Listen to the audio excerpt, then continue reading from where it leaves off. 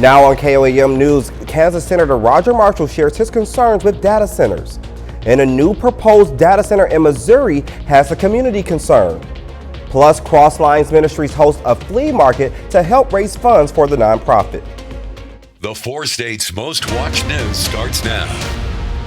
As data centers are proposed across the region, questions are growing about how they could impact local energy costs. This is KOAM News. I'm Blake Gully. During Senator Roger Marshall's stop in Pittsburgh today, I asked what concerns he has about these proposals.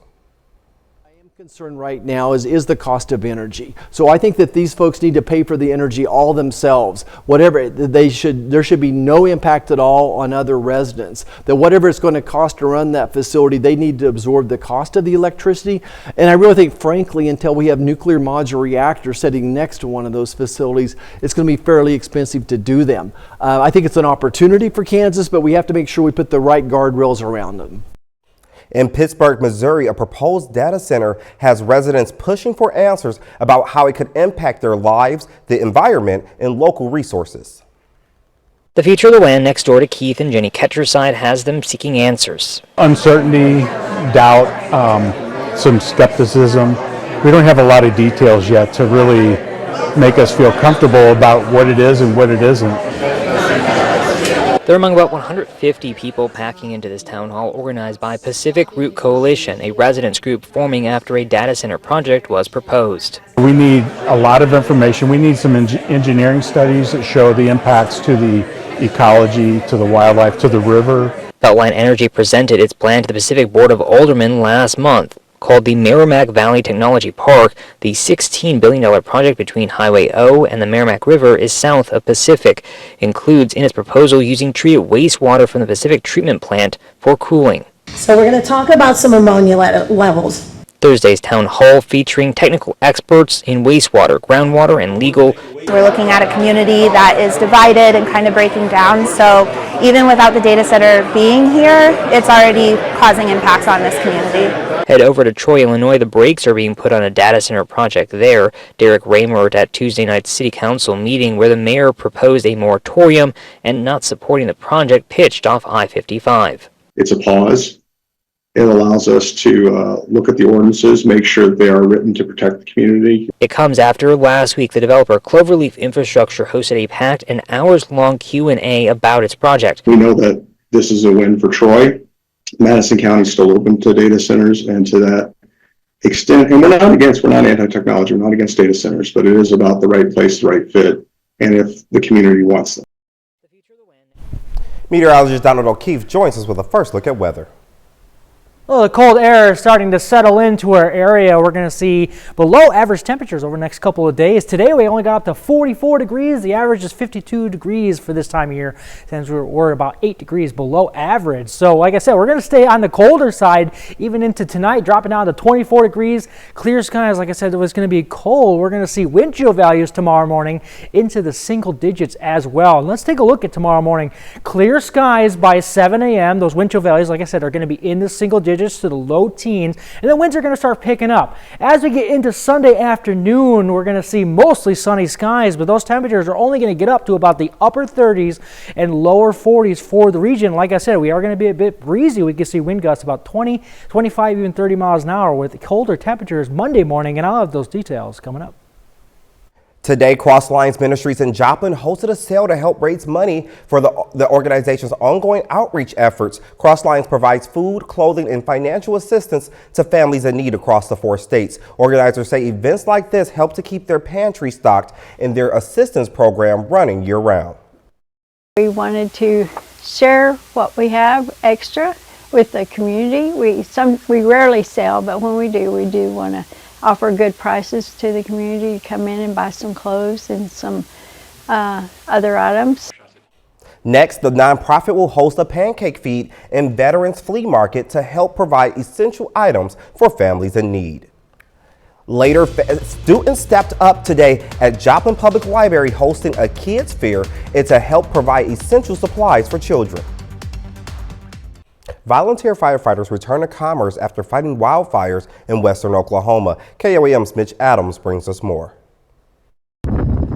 Exhausted, but glad to help. That's the mindset of two firefighters that have returned from western Oklahoma to help fight wild grass fires. So our department has developed relations with Laverne Fire Chief Ted Bozart. Over the years, we've got to go out there and help on a couple other mutual aids through the task force, the Northeast Oklahoma Task Force. The dry winter conditions and moderate wind gusts had a hand in making the fire break out and also spread. It dried out on them over the course of winter, and then now their winds and their relative humidities and stuff have dropped so much out there that the potential's there. It just needed the ignition, and they got it. BJ Osborne, a volunteer firefighter with Commerce Fire Department, says training he has received helped him be effective in helping fight the fire. I mean, we have a trainer right here in Ottawa County that has a wildland firefighter training, and that's what prepared me for what we do. You know, I've had the class 3 times now, and I'm getting ready to take it another time. And each time you take it, you learn a little bit more, and training's all of it. That's how you stay alive. Both firefighters say they aren't looking for glory by helping, instead opting to focus on the help they provide for other people. I don't look for the praise. I don't do it for the praise. I do it to be able to help. You know, I'm just a born helper. That's what I like to do, and I don't look for the praise. I don't want the praise. But if someone wants to help us or praise us, you know, the spaghetti feeds and donations and things like that is what we look forward to. In northeastern Oklahoma, Mitch Adams, KOAM News. One day after the Supreme Court struck down President Trump's sweeping tariffs, the fallout continues. Today, President Trump announced plans to raise the global tariffs he imposed on Friday by an additional 5%. CBS News' Willie James is in Washington with the latest. President Trump announced Saturday he will increase the global tariffs his administration imposed on Friday from 10% to the fully allowed and legally tested 15% level. The president's announcement comes one day after the Supreme Court struck down his sweeping tariffs. In a 6-3 decision, justices ruled the president does not have the authority to impose tariffs under the emergency powers law he used to levy taxes on nearly all U.S. trading partners. The president lashed out at the High Court. I'm ashamed of certain members of the court, absolutely ashamed, for not having the courage to do what's right for our country. They're just being fools and lapdogs for the rhinos and the radical left Democrats. The president also said without evidence that foreign interests could have influenced the court. It's my opinion that the court has been swayed by foreign interests and a political movement that is far smaller than people would ever think. But while the president expressed outrage, Democratic leaders backed the ruling. Trump's tariff tax was illegal, and the courts agreed. And let's call these tariffs for what they are: a tax on the American people. The White House's move to hike global tariffs comes as the president is showing renewed concern for the Iranian people. On Friday, the president said he's disturbed by reports of mass executions in Iran. 32,000 people were killed over a relatively short period of time. But no, I feel very badly for the people of Iran. They've lived in hell. Earlier Friday, President Trump said he was considering a limited military strike on Iran. Willie James Inman, CBS News, the White House.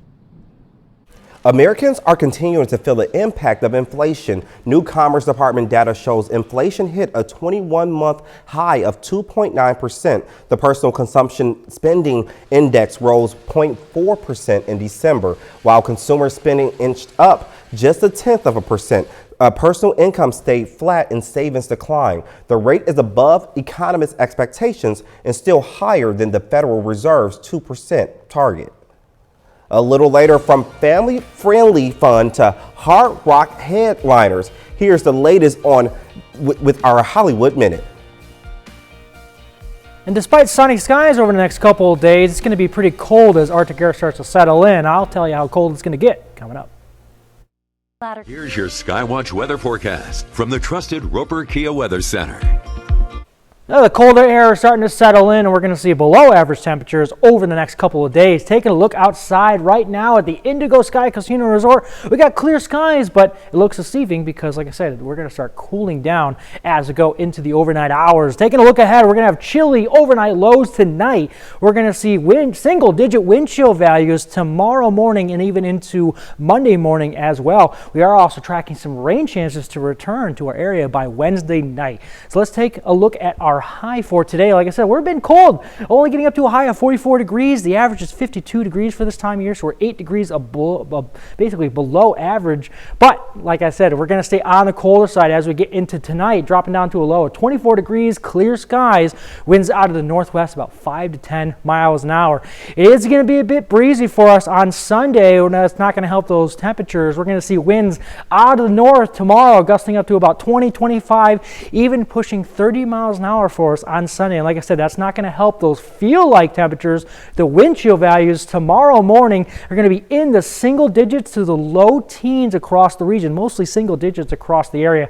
As we get into Sunday night, Monday morning, we're going to keep those single-digit wind chill values. So if you're going outside Monday morning, make sure you are bundled up. Like I said, your kids are probably getting on the bus. You might as well just keep them inside before the bus arrives and send them out when the bus gets there, because these are going to be very cold wind chill values. And don't have any exposed skin because, like I said, that'll feel very cold, and hypothermia can set in very quickly with temperatures like that. Let's take a look at the next couple of days. So this is Sunday morning. There's those winds out of the north bringing in that colder air, temperatures right around the mid-20s. We're going to stay sunny through Sunday, but temperatures are only going to get up to about the upper 30s and low 40s across the region. As we get into Sunday night, Monday morning, we're going to see those surface temperatures still about the upper teens, low 20s. And don't forget, those wind chill values still going to be in the single digits by Monday afternoon. Staying sunny, there is going to be a bit of a wind shift, but we're still going to see temperatures about the low 40s by the time we get to Monday afternoon before some warmer air moves into our region by Tuesday. But if you're planning your day for tomorrow, mostly sunny skies and on the breezier side, only getting up to a high of 41 degrees for our Sunday. Sunday night dropping down to 18 degrees, clear skies. Like I said, very cold. We can see those single-digit wind chill values Sunday night into Monday morning. Winds out of the north about 5 to 10 miles an hour. Let's take a look at those temperatures. Like I was saying, there is going to be a warming trend as we get into Tuesday. This is Monday. Temperatures in the low to mid-40s. We're starting to see a little bit of warm air now push into our area by Tuesday. We're going to see temperatures now back into the low to mid-60s, even pushing closer to 70 out there in those northeastern Oklahoma counties. So the warm temperatures are coming back to our area, which is definitely a sigh of relief. But we're going to start off Monday in the low 40s. As we get into Tuesday, we're going to see temperatures in the low 60s, 68 degrees on Wednesday. And also we're watching for possible rain chances late Wednesday night into Thursday, but I see a 70 degrees by next weekend. Yes, that looks good, and a lot of people in the region are looking forward to some rain for their crops. So. Definitely. Thanks, Donald. Still ahead in sports, the Lions look to continue rolling after a ranked win, and Pitt State looks to bounce back after back-to-back losses. Zach Patrick has those stories and more coming up next in sports. Lions and Gorillas continued their late season basketball runs throughout the day, with each school hosting a home doubleheader. Starting in Joplin, MSSU hosts University of Nebraska at Kearney. Early second quarter, Lions on offense, Lily Thomas driving, no look pass to McKenna Yoakley, who puts on the moves and finishes through contact. MSSU still on the attack now. That's Grace Frazier with the dish to Delaney Roller. She finds the open space, knocks down the tray. Visitors with the instant response, Miley Weirs with the one-hand pass to Jordan Sears. She connects from beyond the arc to knot this one at 25 points apiece. Back with MSSU, down low, Thomas smacks a loose ball to Yoakley on the outside, who squeaks by her defender to get another 2 points to fall. Lions hold on, 75-69. Back half of the doubleheader now, men looking for the sweep over Kearney. Lions on offense early. Colin Ruffin on the outside gets it up top to Jaden Taylor, who drives and kicks it out to Isaiah Atwater, who splashes the open three. Lions continuing to attack early. Atwater and Ruffin playing the two-man game, and Ruffin gets inside, takes the contact, floats one up and in for two more. Kearney attempting to respond. Instead, Ruffin gets the steal. He fights through some more contact, and right here he'll hit the deck another well-earned Lions bucket. Now, on the other end, once again, Anthony Swift lays it off for the redshirt senior, Jabriant Hill, who gets the defender to leave him some space. He makes the Lions pay with a three of his own. Lions would hold on to win it and sweep Kearney 98-92. Tipping off the day in Pittsburgh with a top 25 matchup between the Gorillas and Fort Hays State on Senior Day. Early second half, PSU with the lead. Clara Swenger kicks to Harper Schreiner, and the seniors' three is nothing but net. Gorillas lead by double digits. Let's go to the fourth.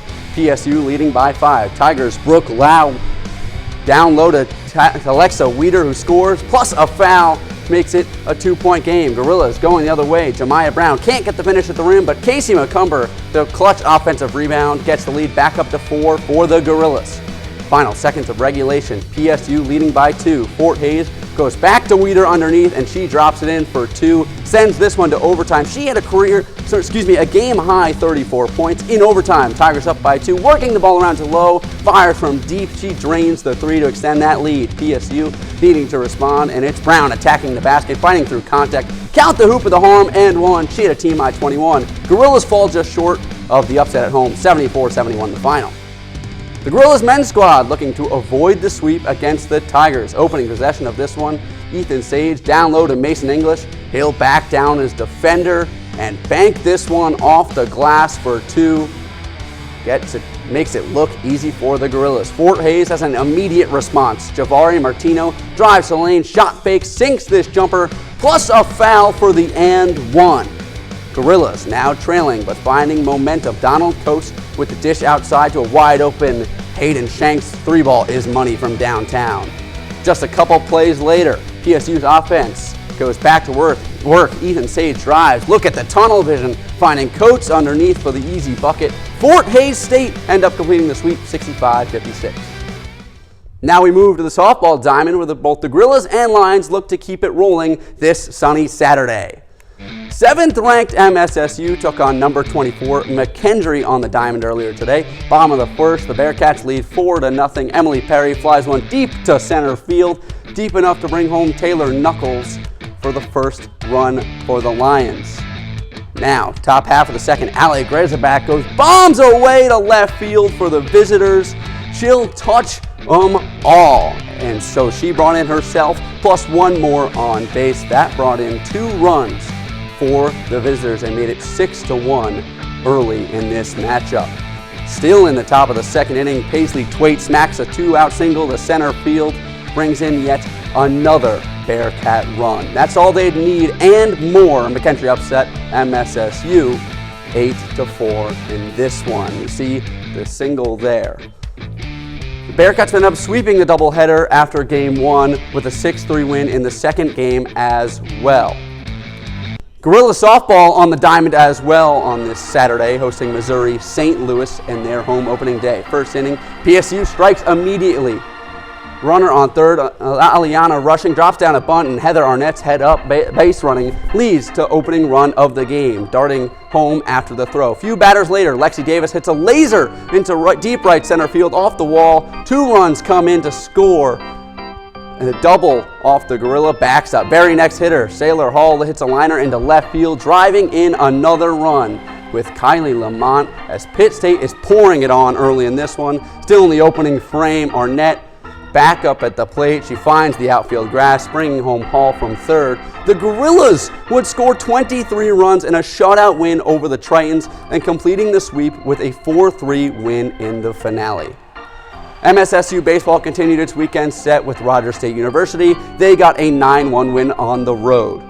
The Gorillas, their strong season continues as well. They get a 7-2 win over Missouri Western. They are undefeated. That's it for sports. We're back after the break. From a colorful kid's favorite hitting the road to much louder tour announcements for rock fans, Rick Demagella has the latest news from Hollywood.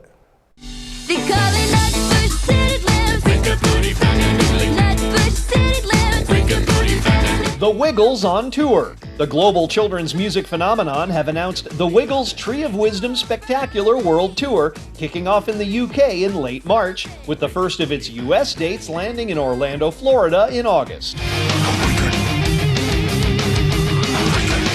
More tour news, though admittedly less kid-friendly. The real-world counterpart to the animated band Death Clock have announced a run of headlining concerts for April and May. The shows are in addition to the band's previously announced tour with Swedish metal band Amon Amarth.